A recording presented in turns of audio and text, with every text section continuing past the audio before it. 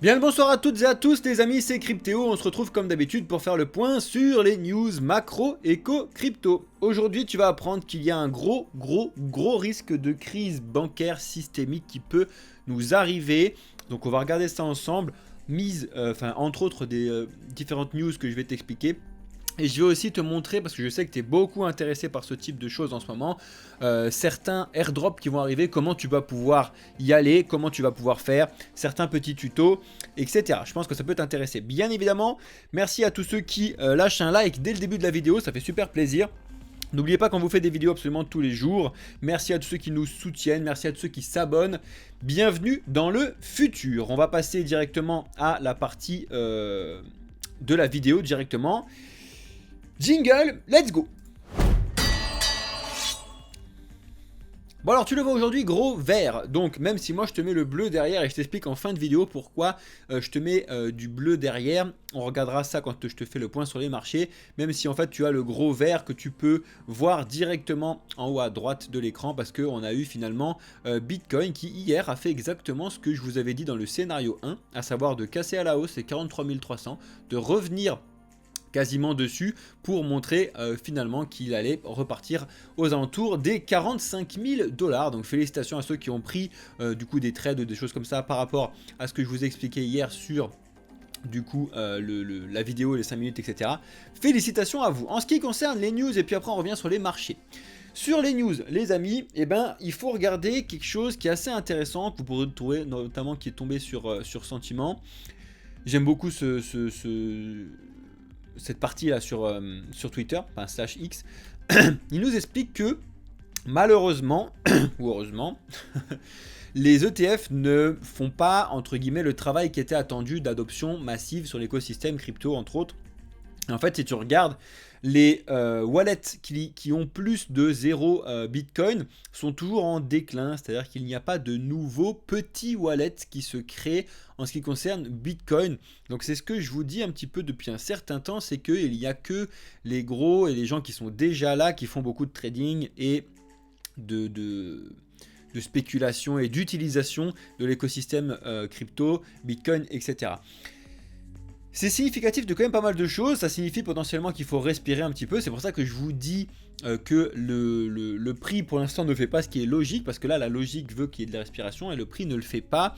Donc petite décorrélation là-dessus, on va voir combien de temps ça dure, mais ça peut rester illogique tout le temps, ça faut savoir, hein. On va voir ensemble, mais je pense quand même que les marchés redeviennent assez logiques à un moment. Alors je vous le disais tout à l'heure, je voulais teaser, mais c'est assez inquiétant, parce que quand une seule banque, peu importe laquelle, plus ou moins solide, tombe, malheureusement, en fait, comme toutes les banques, elles ont des liens entre elles parce qu'elles s'entreprêtent des trucs. Et en fait, elles sont endettées les unes entre elles, d'accord, de partout. Ça te fait une superbe araignée. Et du coup, il y en a une qui tombe. Et bien, en fait, comme elle doit de l'argent à tout le monde, et comme il y a des gens qui... Enfin, bref... Ça fait un effet domino d'argent qui a été créé, manipulé par le réseau bancaire, et du coup ça peut être un vrai gros problème. En attendant, c'est pas encore la fin du monde, hein, tout va bien se passer, mais on a connu ça déjà en mars l'année dernière, comme par hasard, on arrive en mars. Je sais pas ce qui se passe en mars, je sais exactement ce qui se passe en mars, après les revenus et la déclaration de ce qui s'est passé à l'année, mais bon bref. Regardez un petit peu, c'est assez inquiétant quand vous voyez directement le graphique de la cotation en bourse de la banque, un délire. Voilà, donc vendredi, côté directement à 10 $, et d'un coup, ping, elle est cotée à 4 $ directement, en une journée. Ça fait quand même beaucoup de bruit, ça fait beaucoup de bruit. Et je vous l'explique, ça n'est pas si simple que ça, d'accord, de voir comment on peut gérer ces trucs-là. La seule façon actuelle qui a été trouvée par les gouvernements de pouvoir gérer une crise bancaire, c'est de réinjecter de l'argent. Le problème quand tu réinjectes de l'argent, c'est que ça fait monter l'inflation. Alors que les banquiers centraux sont en train d'essayer de travailler pour faire baisser cette inflation, justement. Écoutez, on va voir, en tout cas on suit ça de très très près. Ça, c'est une bonne nouvelle sur la partie et l'écosystème Ethereum avec le gros changement, la mise à jour d'Encun qui va arriver. On a mis à jour le testnet sur Sepolia, tout va bien. Le donc hard fork de Cancun Deneb est déployé sur le testnet d'Oleski. On continue, on avance, let's go. Si ça vous intéresse, vous avez un superbe article sur Journal du Coin qui vous résume un petit peu ça, mais entre guillemets avec ce que je viens de vous dire, vous avez compris déjà rapidement de quoi je voulais parler. On a un des gros de l'écosystème crypto d'infrastructure, donc le BAKKT, qui est pas encore en faillite, mais qui annonce qu'il pourrait potentiellement être en faillite. Donc comme quoi, vous voyez que le bear market touche toujours des gens, même après un certain temps dans l'écosystème crypto, parce que y en a qui avaient des dettes et en fait t'arrives plus à les rembourser, pardon. Ça arrive tout le temps. Donc le BKKT prend un bon coup dans les dents pour l'instant. Affaire à suivre. Enfin, le BKKT, vous avez l'impression que c'est un token, pas un token, hein, mais c'est bref, c'est sur la partie trading, etc. Bref, c'était une grosse holding qui est très importante et qui est en train d'expliquer qu'ils sont en train de faire faillite, quoi. C'est assez problématique. On a les mineurs de Bitcoin qui sont attaqués aux États-Unis. Abus de pouvoir ou quoi, franchement je vous invite à regarder ça, c'est assez marrant et assez intéressant. Vous devez savoir qu'il y a eu une petite crise du froid notamment au Texas et que du coup les machines de minage de crypto sont éteintes à ce moment là parce que elles n'utilisent pas, même si dans les réseaux, dans les médias, vous allez voir, et voilà, les mineurs de Bitcoin récupèrent l'électricité des gens qui se chauffent. Non, c'est pas vrai. Réveillez-vous 2 secondes. Les mineurs de Bitcoin sont éteints quand il y a des crises de froid, pour justement laisser à la population l'électricité. Mais en fait, il faut se rendre compte quelque chose, je le disais encore ce midi, c'est très important le minage de Bitcoin dans l'écosystème et dans le monde de l'électricité, parce que on en a besoin d'avoir la possibilité de décharger sur le réseau. En fait, il faut savoir quelque chose, je vous l'ai déjà expliqué, mais je vous le réexplique de temps en temps. Le réseau est obligé de produire ça, parce que ça c'est le maximum que plus ou moins tout le monde peut faire selon les envies, chauffage, eau chaude, machin truc, etc. Ok, donc il est obligé de produire ça tout le temps. Sauf qu'en fait, toi, tu n'utilises jamais ça, ou très peu. D'accord, mais ils sont obligés de le faire parce que sinon ça couperait à tout le monde. Et toi en fait tu utilises ici en moyenne. Donc il y a tout ce trou à combler. Et le problème c'est que tu vas me dire bon bah c'est pas grave, c'est un trou à combler, terminé. Non.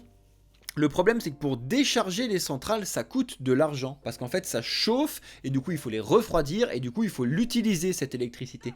Donc le minage de Bitcoin apporte une réelle bonne solution. C'est pour ça que nous en France il ne faut pas trop parler de minage entre guillemets parce que nous notre réseau est assez bien foutu, c'est à dire que tu en as une qui est éteinte, l'autre elle prend le relais, etc. Ça va à peu près, mais quand tu as des réseaux qui sont un petit peu perdus, qui dépendent juste de l'un et de l'autre, ils ont besoin de pouvoir délester de l'électricité, et c'est pour ça qu'en fait tu as même des projets de minage de crypto qui se font payer pour venir ramener leur machine.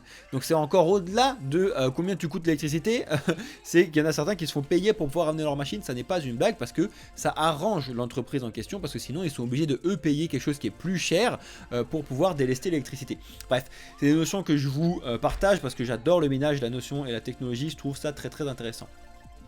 Vous avez Reunit Wallet qui essaye de lancer un truc qui peut être intéressant et qui peut ne pas l'être aussi, à voir. Ils essayent de lancer le trade to earn. Donc tu sais qu'il y a peut-être cette petite mode un petit peu de to earn de partout. En gros, c'est plus tu trades, plus tu vas gagner des tokens de leur, je sais plus si c'est le RNT ou bref, je sais plus comment il s'appelle leur token.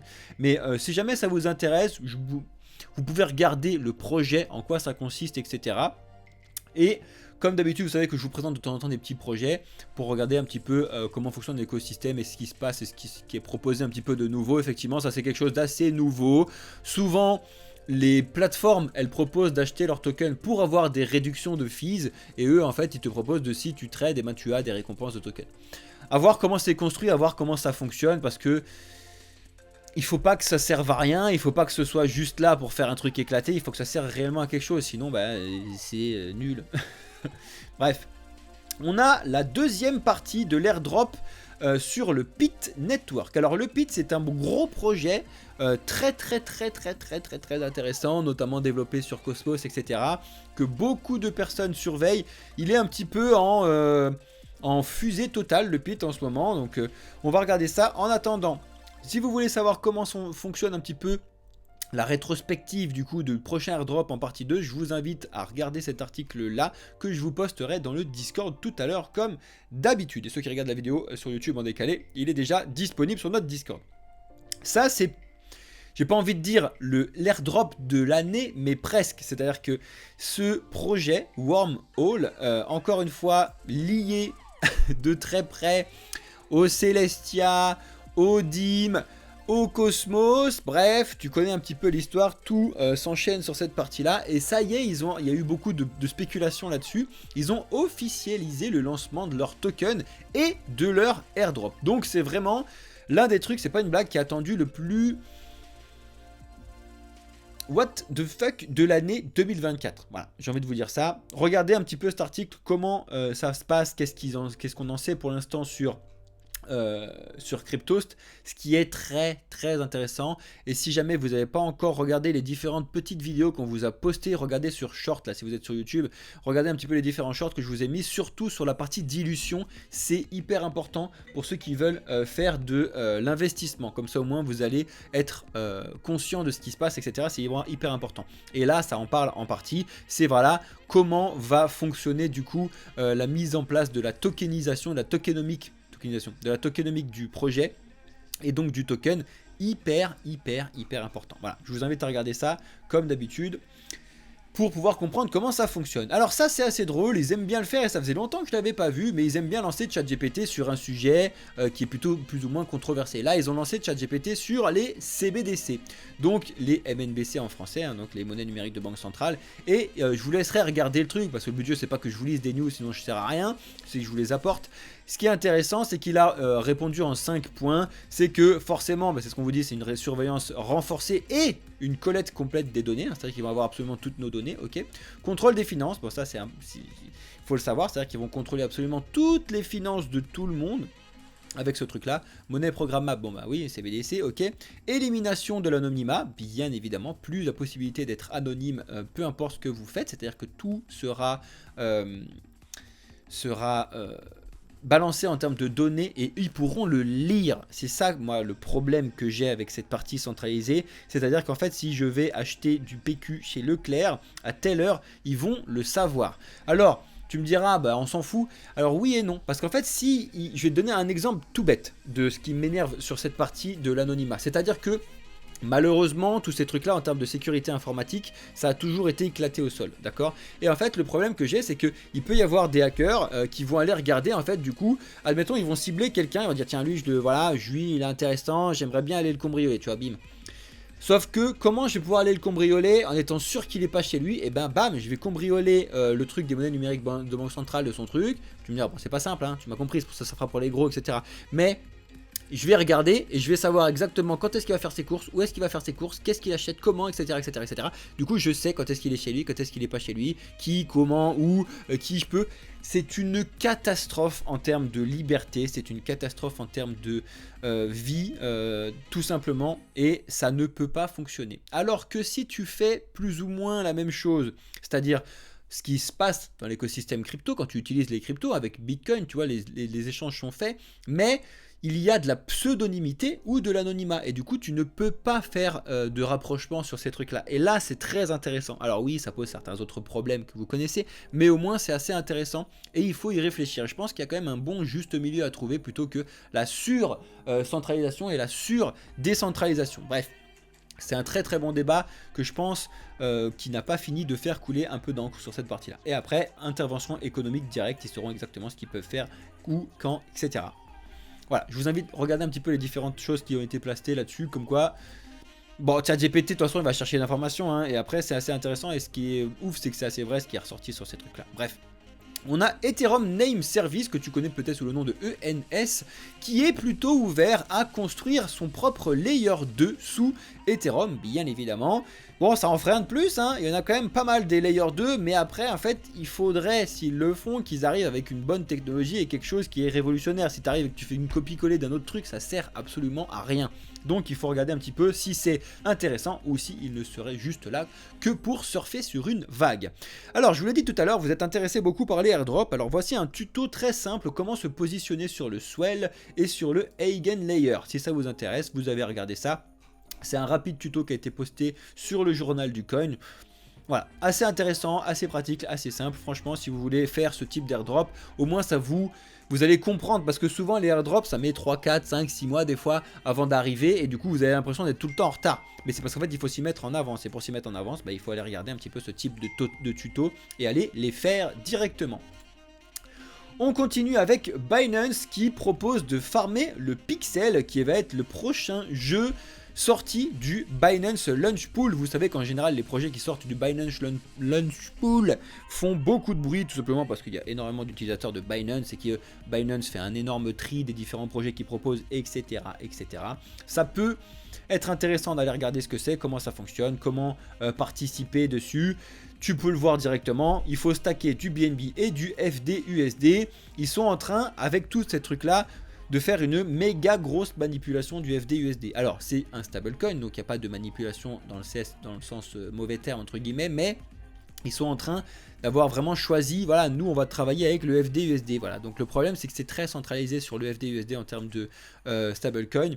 Parce qu'en plus tu vas devoir les stacker, donc ça veut dire que tu vas devoir les bloquer pendant X temps. S'il arrive quoi que ce soit au FDUSD qui est quand même plus récent, plus voilà, centralisé sur telle et telle chose, et bien malheureusement tu peux avoir certains problèmes. Je trouve que c'est un peu dommage, il devrait laisser la possibilité de s'ouvrir sur différents stablecoins, DAI, enfin...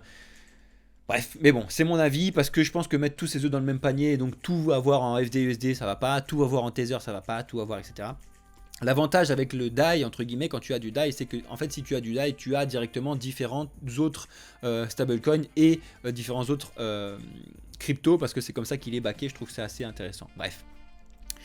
Bon, bah alors ça évidemment, je sais même pas pourquoi je vous le dis pas, rentrez tous chez vous parce qu'effectivement la crypto ne sert absolument que au blanchiment d'argent, voilà. Effectivement, on est tous là juste pour pouvoir blanchir de l'argent, tous, hein. Que, quand ils disent ne sert que à ça, ben c'est ça en fait, hein. On fait tous des ventes de drogue, d'armes, trucs illicites, etc. Et on a des cryptos uniquement pour ça, effectivement, c'est bien évidemment connu, hein, depuis tout le monde, depuis le début on le sait de toute façon que c'est que pour ça, hein, bien évidemment. Bon bref, tu comprends que ça me fatigue de lire ce genre de trucs, surtout qu'en plus il y a des gros rapports qui sont postés par des choses très solides de vérification de la blockchain qui expliquent que c'est pas du tout le principal, la principale utilisation d'écosystème crypto. Mais quand je te dis pas du tout, c'est pas du tout. C'est-à-dire que ça a été expliqué par Chainalysis encore une fois cette année qui font leur rapport annuel, qu'on était sur du 0,04%. Donc ça devrait dégager ce type de choses. Donc le trésor américain, écoutez, passez un petit peu de temps à lire un petit peu ce qui sort plutôt que de faire n'importe quoi. Bref, on a la NBA qui est poursuivie directement pour avoir fait un partenariat avec Voyageur Digital suite encore à la chute de FTX, parce que Voyageur Digital était très fortement connecté à FTX. Tu sais que quand FTX est tombé, il y a eu pas mal de petits effets dominos et du coup la NBA elle est poursuivie. Tiens, t'as attaqué ce truc là. Ça me fait toujours rire parce que à chaque fois t'es poursuivi quand il y a un projet qui fonctionne pas. Par contre, quand tu as un projet qui fonctionne, t'es pas poursuivi. Mais si le projet fonctionnait et il était plus ou moins sain, pourquoi pas, tu vois. Alors il faut aller faire ses recherches, etc. Il faut aller rechercher un petit peu beaucoup plus loin, mais bon, ça me fait doucement rire. Effectivement, FTX était complètement pourri jusqu'à l'os. Est-ce que Voyageur Digital l'était? Ça, c'est une autre question, et c'est ce qui est en train d'être vu en ce moment, justement. Et on finit la partie news, après on va regarder ce qui se passe sur les marchés, avec des différents scénarios sur le XRP. Tu as le XRP, s'il est associé avec les AMM, alors les AMM c'est les Automated Market Makers, donc ce serait donc des plateformes de marché automatisées. Et en fait si tu fais ce qu'on appelle un stablecoin sur XRP grâce à ça, ça permettrait d'avoir quelque chose de très solide sur le long terme. Donc il y a deux choses là-dessus. Déjà, ça permet un petit peu de faire une distinction entre XRP, XRPL, bref, un petit peu ce genre de choses. Mais surtout, ce que je trouve assez intéressant, c'est que ça prouve encore une fois, parce que je vous dis depuis plusieurs fois, c'est que le meilleur stablecoin doit être algorithmique, et donc AMM, qui soit du coup automatisé. Il faut qu'il soit, je vous l'ai déjà dit, le meilleur stablecoin, il faut qu'il soit AMM, donc automatisé, donc directement algorithmique. Il faut qu'il soit décentralisé, c'est le deuxième point.